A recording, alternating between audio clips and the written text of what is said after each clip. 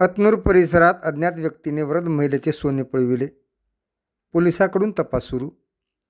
जळकोट तालुक्यातील अतनूर परिसरात महिलेला विश्वासात घेऊन अज्ञात व्यक्तीने तिच्या अंगावरील सोन्याचे दागिने लंपास केल्याची घटना 11 मे रोजी दुपारी घडली आहे.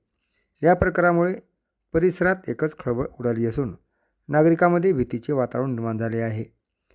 मिळालेल्या माहितीनुसार शेषाबाई मिठ्ठू राठोड, राहणार वाघमारी तांडा, शिवाजीनगर, तालुका जळकोट ही वृद्ध महिला आपल्या कामानिमित्त अतनूर येथे गेली होती.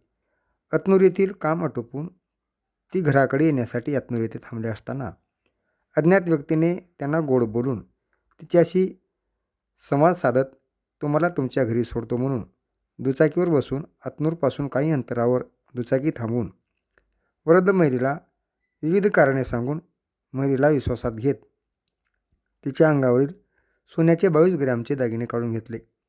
काही वेळानंतर संबंधित व्यक्ती घटनास्थळावरून पसार झाला.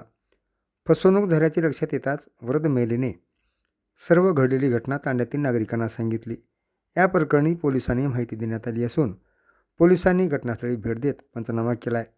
तसेच अज्ञात आरोपीचा शोध घेण्यासाठी परिसरातील CCTV फुटेजची तपासणी सुरू करण्यात आली आहे.